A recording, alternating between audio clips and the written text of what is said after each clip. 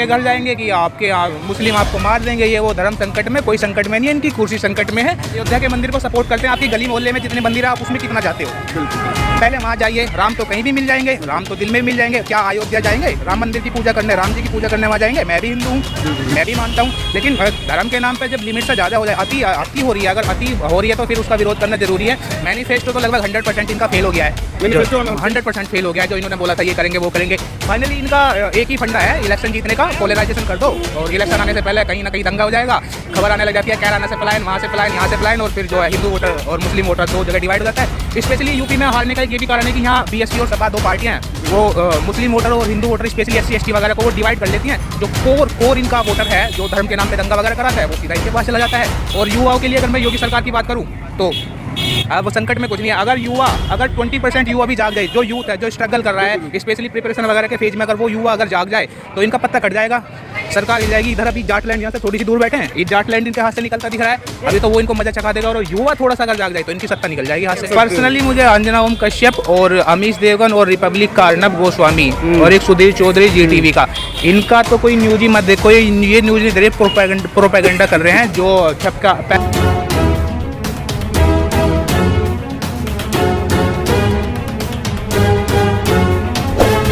नाकामयाबी सरकार की है गवर्नमेंट वैकेंसी में फेलियर, बहुत बड़ा फेलियर। 50% से ज़्यादा वैकेंसी कट चुकी हैं। और स्पेशली अगर मैं यूपी की बात करूं तो यूपी में तो वैकेंसी के नाम पे सिर्फ पुलिस है और कुछ नहीं है। पुलिस की कांस्टेबल निकाल देते हैं, हो गया वैकेंसी। और जो ग्रुप ए वगैरह की वैकेंसी है, गैजेटेड वगैरह की वैकेंसी, उसमें तो कुछ है नहीं।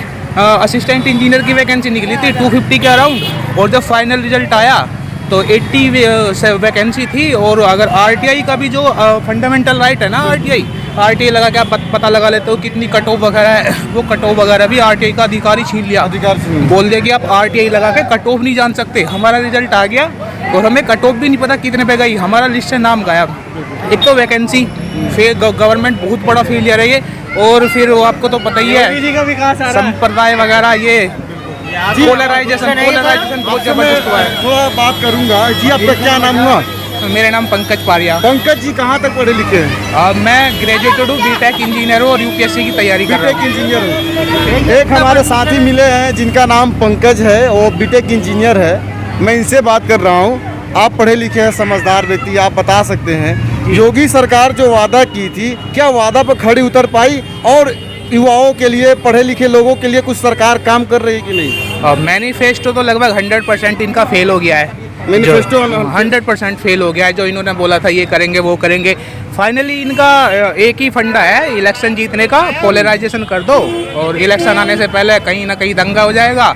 खबर आने लग जाती है कैराना से पलायन, वहाँ से पलायन, यहाँ से पलायन, और फिर जो है हिंदू वोटर और मुस्लिम वोटर दो जगह डिवाइड हो जाता है। स्पेशली यूपी में हारने का एक ये भी कारण है कि यहाँ बीएसपी और सपा दो पार्टियाँ हैं, वो मुस्लिम वोटर और Hindu voter specially SC ST वगैरह को वो डिवाइड कर लेती हैं। जो कोर इनका वोटर है, जो धर्म के नाम पे दंगा वगैरह कराता है, वो सीधा इनके पास चला जाता है। और युवाओं के लिए अगर मैं योगी सरकार की बात करूं तो कुछ नहीं हुआ। बिल्कुल आप सच बोल रहे हैं, लेकिन जिस तरह से नेतागण चुनाव के समय पे आते हैं और नारा देते हैं कि एक तरफ राम लिख देना, एक तरफ रहीमान लिख देना, राम और रहीम की जो नारा देते हैं, ये इनका फंडा है। राम और रहीम ये इनका फंडा है। और स्पेशली करना कुछ नहीं है, पोलराइजेशन करना है। इलेक्शन के टाइम पे अपना ही नए नेता निकल के आएंगे, हिंदुओं के घर जाएंगे कि आपके मुस्लिम आपको मार देंगे, ये वो धर्म संकट में, कोई संकट में नहीं है, इनकी कुर्सी संकट में है। राज तो किसी का नहीं रहा 100%। भाई पंकज भाई के लिए एक जोरदार ताली होनी चाहिए, पहले ताली बजाओ आप। ये पढ़े लिखा युवा का देखिए, इसलिए कहते हैं कि अपने बच्चे को पढ़ाइए। जब बच्चे पढ़ेंगे, आपके बच्चे पढ़ेंगे तो वो समझेंगे क्या सच है क्या झूठ है, और नेतागण क्या बोलते हैं क्या करते हैं। ये बीटेक किए हुए हैं, इसलिए समझ रहे हैं कि राजनीति में आज क्या हो रहा है। केवल पोलराइजेशन होता है, हिंदू मुस्लिम होता है, बाकी विकास नहीं होता, यही कहना चाहते हैं। अच्छा, जैसा कि योगी सरकार हिंदुत्व के नाम पे बीजेपी काम कर रही है, बिल्कुल उसको क्या करना चाहिए और क्या गलती कर रही है बीजेपी? सबसे पहली बात तो इंडियन कॉन्स्टिट्यूशन में 9 वर्ड लिखे हुए हैं, उनमें प्रीएम्बल में ही 9 वर्ड लिखे हैं, उसमें एक वर्ड लिखा हुआ है सेक्युलर। सेक्युलर का मतलब है नो फॉरेन रूल, और सेक्युलर का मतलब है एक्चुअल में कि कंट्री का कोई रिलीजन नहीं है, इंडियन सिटीजन का रिलीजन है, लेकिन कंट्री का कोई रिलीजन नहीं है। आप कंट्री को रिप्रेजेंट नहीं कर सकते कि हिंदू राष्ट्र है, मुस्लिम राष्ट्र है। अगर आप हिंदू राष्ट्र घोषित करने पर लगे हो या पोलराइजेशन करने पर लगे हो, तो प्रीएम्बल के सेक्युलर वर्ड का मतलब क्या रह गया?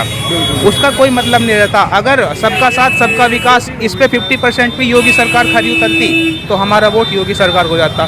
मैं योगी सरकार से एक आपके चैनल के माध्यम से एक रिक्वेस्ट करता हूँ कि आप महंगाई कम कर दीजिए, युवाओं को रोजगार दे दीजिए, तो भी आप दोबारा से सत्ता में आ जाएंगे। ये दो बहुत बड़े पहलू हैं। पंकज जी का कहना है कि आप युवाओं को रोजगार दे दीजिए, महंगाई कंट्रोल कर दीजिए। ये दो मुद्दे पे अगर आप काम कर लेते हैं तो दोबारा से सत्ता में आएंगे, वरना इस बार नहीं तो इस बार जाएंगे। आना जाना तो लगा। एक चीज़ और मैं ये कहना चाहता हूँ स्पेशली बीजेपी वालों से, देखिए अगर आप रोजगार दोगे पब्लिक की जेब में पैसा आएगा। अगर जेब में पैसा है तो महंगाई कितनी भी है डिपेंड नहीं करता, पब्लिक खरीद लेगी सामान। अगर आप रोजगार ही नहीं देंगे तो चीज़ें कितनी भी सस्ती हो, फिर कोई खरीद ही नहीं सकता जब जेब में पैसा नहीं है। अब कंट्रोल करिए, इनफिल्ट्रेशन फिल्ट्रेशन सब कंट्रोल कीजिए। आप फैक्टर लगाइए, जो मंत्री हैं उनको पावर दे दीजिए, इतना ही कर लीजिए। अच्छा, अभी आज तक के मंच पे एक आज तक का प्रोग्राम हुआ था लखनऊ पे, तो वहाँ पे योगी जी आए थे। वो बोल रहे थे कि हमने कहा था रामलला आएंगे, मंदिर वहीं बनाएंगे, हमने मंदिर बना दिया। मतलब कि फिर से 2022 चुनाव में मंदिर का मुद्दा होने वाला है। ये होना चाहिए या नहीं होना चाहिए? ये बिल्कुल नहीं होना चाहिए। और सबसे पहले जो इस चीज़ को सपोर्ट करते हैं, मैं उनसे ये पूछता हूँ कि आप अयोध्या के मंदिर को सपोर्ट करते हैं, आपकी गली मोहल्ले में जितने मंदिर हैं आप उसमें कितना जाते हो? पहले वहाँ जाइए। राम तो कहीं भी मिल जाएंगे, राम तो दिल में भी मिल जाएंगे। क्या अयोध्या जाएंगे राम मंदिर की पूजा करने, राम जी की पूजा करने वहाँ जाएंगे? मैं भी हिंदू हूँ, मैं भी मानता हूँ, लेकिन धर्म के नाम पे जब लिमिट से ज़्यादा हो जाए, अति हो रही है, अगर अति हो रही है तो फिर उसका विरोध करना ज़रूरी है। चाहे ये सरकार जाए ना, लेकिन हमें इस बात की खुशी कि हम सच के साथ खड़े थे, गलत के विरोध में थे। एक पढ़े लिखे बंदे का यही काम है। एक और सवाल आपसे, मैं रिपोर्टिंग जब कर रहा था तो मुझे एक व्यक्ति मिले थे, वो बोल रहे थे कि मुझे इरंगा तिरंगा से कोई मतलब नहीं है, राष्ट्रीय ध्वज को हटाकर भगवा झंडा होना चाहिए। उसके विचार को लेकर क्या विचार है आपके? वो मोदी जी के भक्त थे। जी देखो, ये तिरंगा इंडियन कॉन्स्टिट्यूशन है, तिरंगा तो सबसे ऊपर है, आन बान शान है इंडियन के लिए। इंडिया की आन बान शान है। जो लोग तिरंगे को ही नीचा समझते हैं, अपने आप को तिरंगे से ऊंचा समझते हैं, वो देश थोड़ी चला रहे हैं। वो तो फिर जर्मन का हिटलर वगैरह चल रहा है, हिटलरवाद हो जाएगा, वही सिस्टम हो जाएगा। तिरंगे से बड़ी तो कोई चीज़ ही नहीं है। हम जान दे देंगे तिरंगे के लिए, हम अपने फौजी भाइयों के लिए जान दे देंगे, लेकिन एक्चुअल में परेशान सब है। और लेकिन इंडिया की जो मीडिया है वो आपको पता ही है, उन्होंने बहुत ही ज़्यादा इनडायरेक्ट काम किया हुआ है। सब उनके बिके हुए चैनल है, सब काम कर रहे हैं। इंडिया मीडिया की बात कर रहे थे। आज एक सवाल और, आज तक के आप एक प्रोग्राम को देखेंगे, आज तक वाले बता रहे हैं कि पाकिस्तान में इतनी महंगाई हो गई कि वहाँ का लोगों का जीना दुश्वार हो गया, और इंडिया में क्या है आप बताइए। देखिए, उनको पाकिस्तान की महंगाई दिखती है, उनको इंडिया की नहीं दिख रही। सेंचुरी मार दिया पेट्रोल ने भी, डीजल ने भी। धीरे धीरे डबल सेंचुरी की तरफ बढ़ जाएगा। फिर यही कहेंगे कि हमें पेट्रोल से क्या मतलब है, हमें तो हमारा देश सुरक्षित होना चाहिए। एक्चुअल में देश सुरक्षित कहाँ है? आप कौन से आंकड़े पेश कर रहे हो पब्लिक के सामने? आंकड़े तो दिखाओ। कहाँ गलवान घाटी में क्या हुआ था इन्होंने दिखाया? गलवान घाटी में भी जो इनके मन में आया, जो सरकार ने बोला वो इन्होंने छाप दिया। और स्पेशली आज तक, और मैं नाम नहीं लूँगा, 2-3 एंकर का वो बकवास करते हैं, वो नाम रख सकते हैं, कोई बात नहीं। स्पेशली अंजना ओम कश्यप हुई, आपका वो अमीश देवगन हुआ, और सॉरी डेफामेशन का केस हो सकता है। मैं ये नहीं बोल सकता, नाम नहीं ले सकता।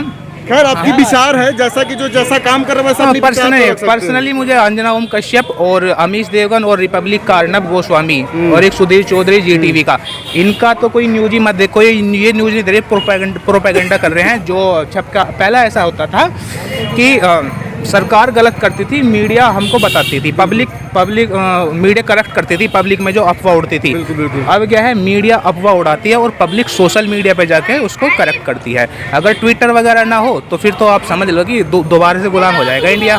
ये कमाल देखिए सोशल मीडिया का, कि पंकज भाई बता रहे हैं कि जो मेन स्ट्रीम मीडिया में, जैसा कि उन्होंने नाम रखा अर्नब गोस्वामी, अंजना ओम कश्यप, अमीश देवगन, ऐसे पत्रकार है जो आज मतलब कि प्रोपेगेंडा कर रही है। अगर सोशल मीडिया नहीं होता तो लोग सच्चाई को नहीं जान पाते। तो कहीं ना कहीं देश की मीडिया भी आज इस देश के साथ गलत कर रही है, जनता बता रही है।